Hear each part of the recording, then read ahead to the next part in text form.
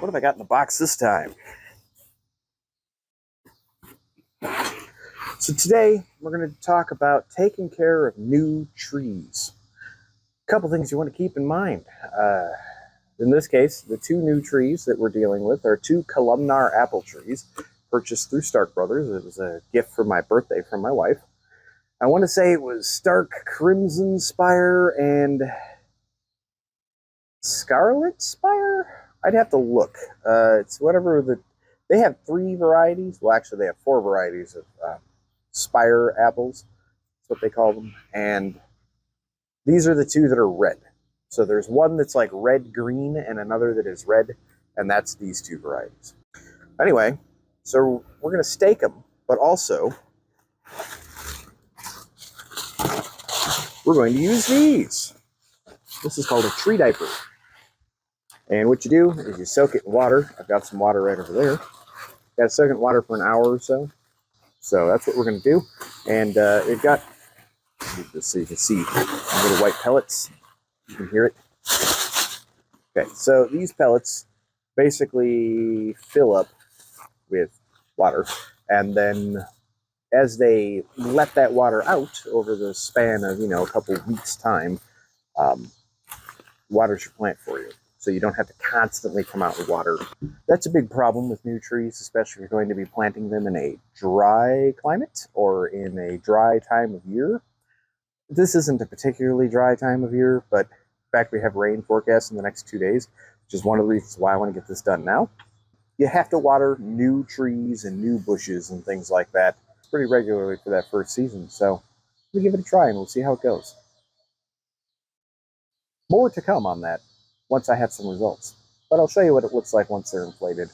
And we'll go over the staking process together as well. I'll see you in a few. Just so you can see what I'm talking about, here they are soaking. You'd probably be better served to soak these in a flat container as opposed to a tall container. That way you can kind of spread them out. And you want to float it first, so I had to hold them underwater until the bubbles stopped.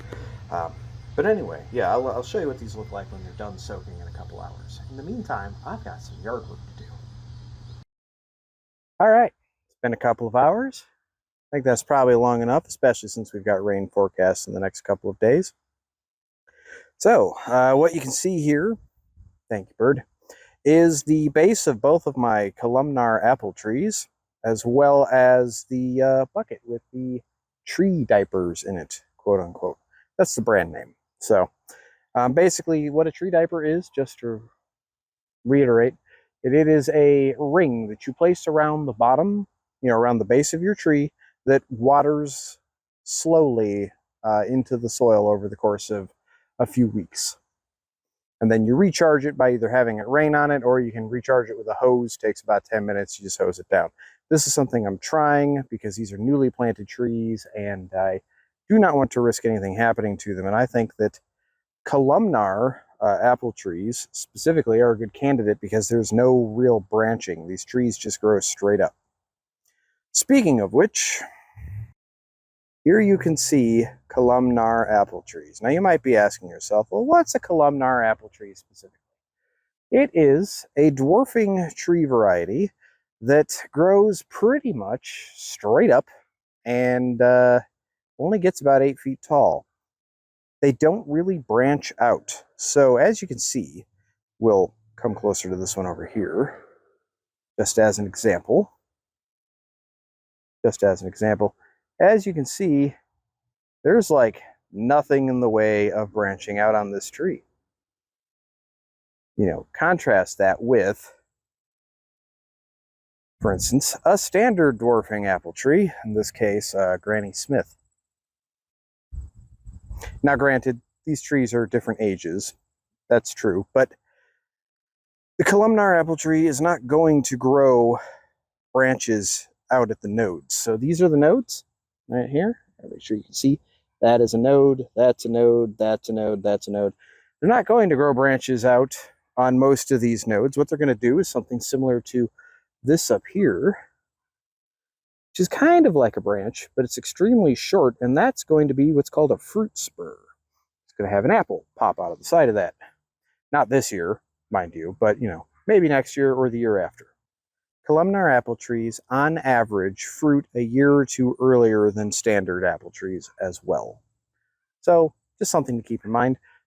Spacing with columnar apple trees is not a huge concern. You can plant them much closer together than standard trees. And as far as backyard permaculture goes, especially when it comes to backyard orcharding, there are debatable ways to do your spacing on trees anyway.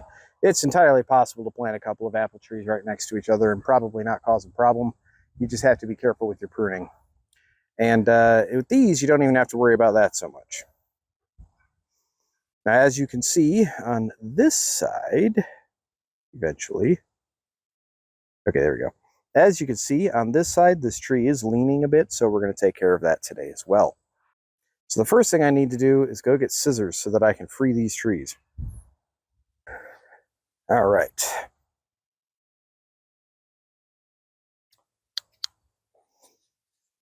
So on the left here, we have Scarlet Spire.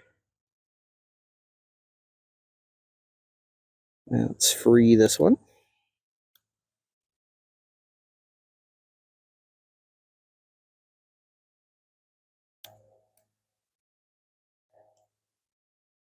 Cut this, not to damage the tree in the process. Okay. You should be free now. Why are we not free now? Oh, we're still sticking over here. There we go.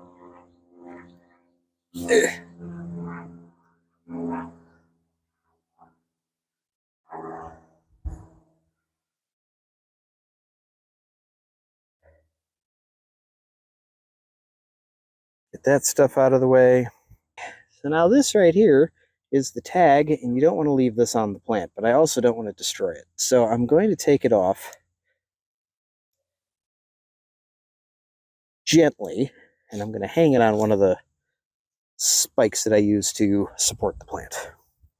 You do not want to hang this, or you do not want to leave it on the plant, because as you do, this could girdle the plant and cut off circulation to the bark, which can kill the tree. So don't do that. All right, so that one's good. I'll just put that on the ground. And let's go do the other side.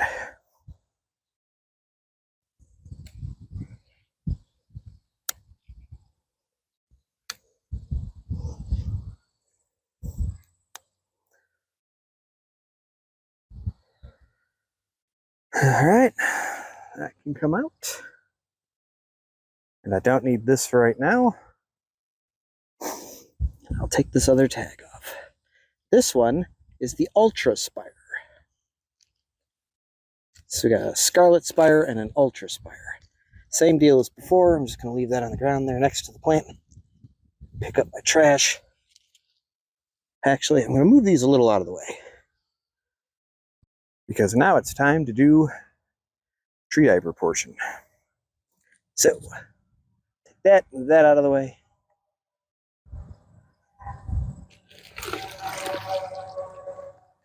Tree diaper. As you can see now, these pellets that are inside swelled up with liquid. And that's what you want.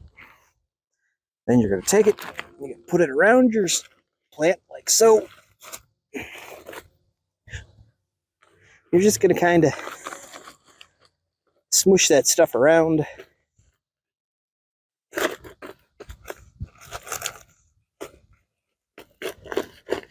That way, there's some all the way around the plant.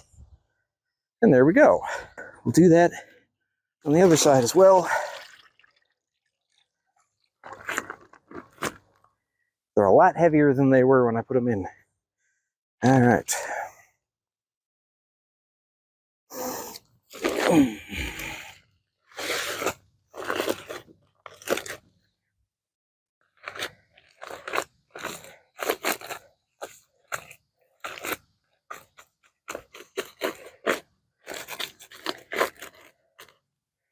There's that. A couple of notes for these. And these apply to tree bags as well, which are water bags you place at the base of the tree. You'll see those in like municipal parks and things like that. You want to cover these with mulch, especially since you can see here I have sandy soil. I do not think I'm going to get the same mileage out of these that other people might. If your soil was less sandy, your soil would hold on to moisture a little better than mine's going to. So I imagine in a week I may have to recharge these bags, which is fine because that still means the trees are being watered and watered evenly.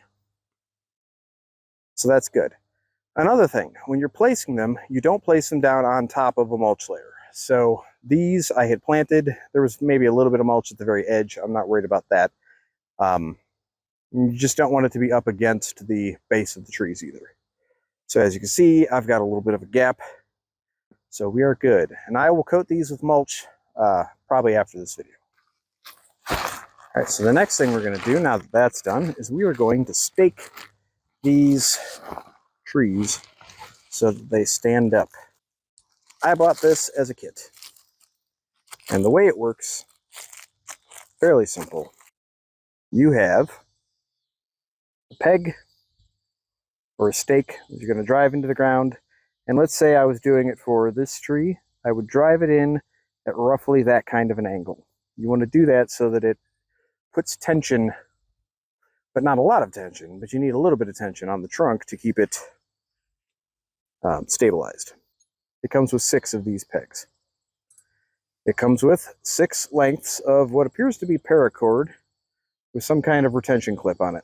I don't know how this works. And it did not come with instructions. So I'll undo the paracords because we're going to use all of it today. Get this done.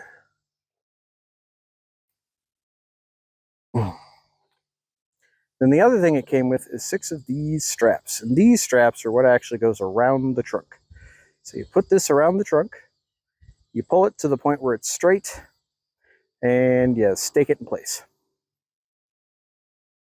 Being mindful of the amount of tension that you're putting on the trunk. Each of these is going to get 3. I don't think that's how that works. I think it works. Oh, I don't know how this works. I'll be honest. Ultimately, you know what? It doesn't matter how the clip works because I can just tie a knot. Fine. I don't have to be smarter than the clip.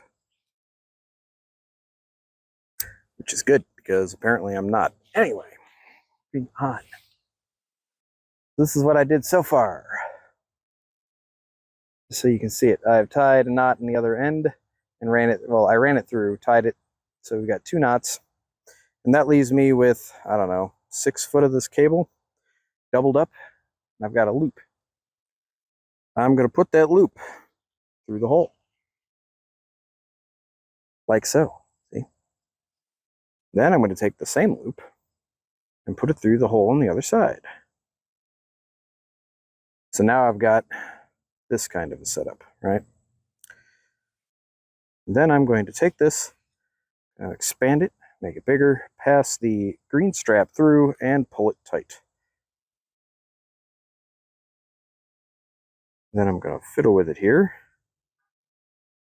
so that it looks like that. Okay. Can we do what we're supposed to here? Okay, cool. So that's what I'm going to do on all 6. And these don't need to be this long, so I'm going to shorten them. I'm going to shorten them by about half. And then we're going to pass this over the top of the tree. We're going to hope it's wide enough, which in the case of a non-branching tree it is. For branching trees, you're going to want to do this after you've passed it around the tree. So it's going over the top like I am.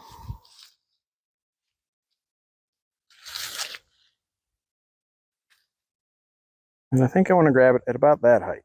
So that means something like that. Now that is leaning a little bit in the wrong direction. That's just kind of as a placeholder though. Moving on to the next one. I'm going to prep the other 5 and then I will be back. I see how this is supposed to work now. It's a lot easier. Still have an enormous amount of extra cord though.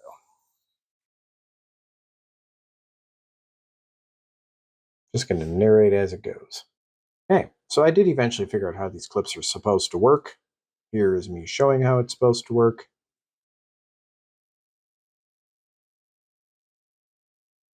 I think. Could be wrong. We'll see in the long run. One benefit, though, is it does allow you to expand the loop so that when you place it around the tree, it makes things a little easier.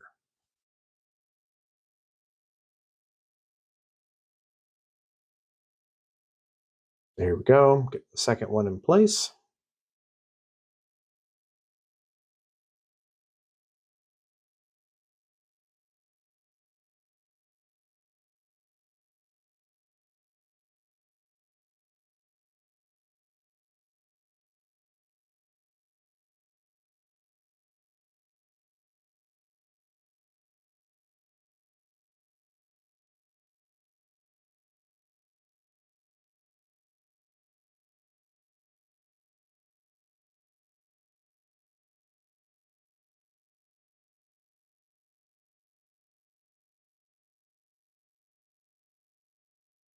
I'm adjusting my cord.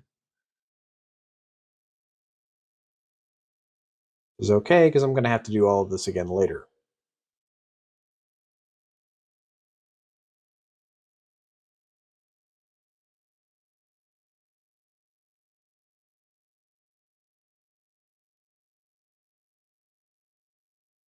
I'm repositioning one of the stakes. The first one I put in as a placeholder. That way I can make a proper triangle out of the shape that the stakes form on the ground. That allows the stakes to support the trees from 3 different angles simultaneously.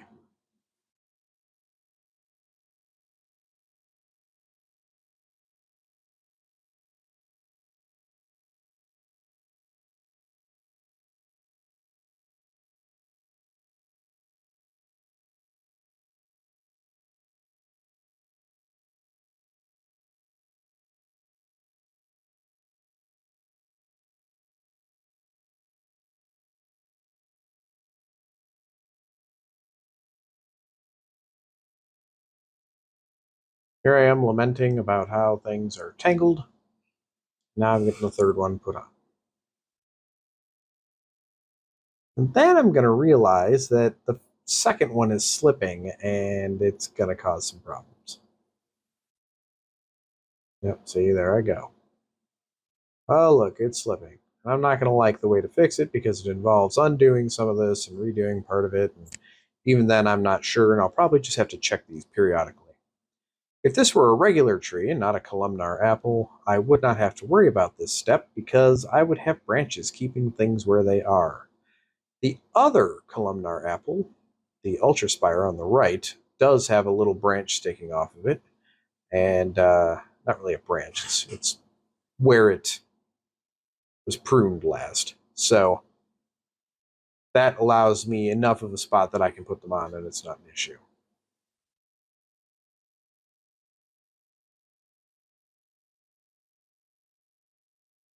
So let's move on to that one, shall we? Because the rest of this is just me fiddling around. 8 minutes or so of me fiddling around with this one tree.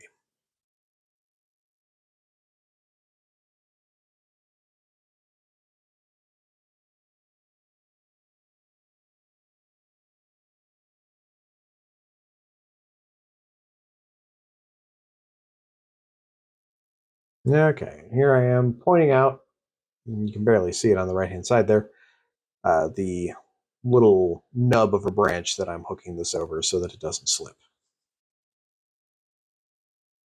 In retrospect, I probably should have moved the camera for each one.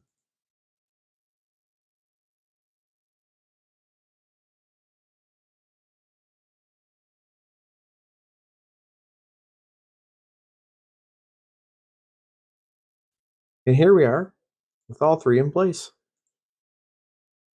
My tree is straight-ish. It's straight to my eye, even if it's not straight to the camera. I've got my little Ultra Spire tag back on there. And that's it. I hope that's educational. Thanks for watching, and until we talk again.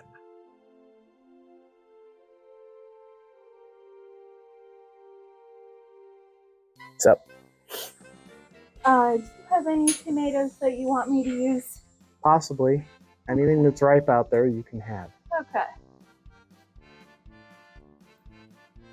There will be stuff that is possibly overripe, so keep that in mind. Did you check them all the way around? Okay. I don't think I'll be growing San Marzano specifically again.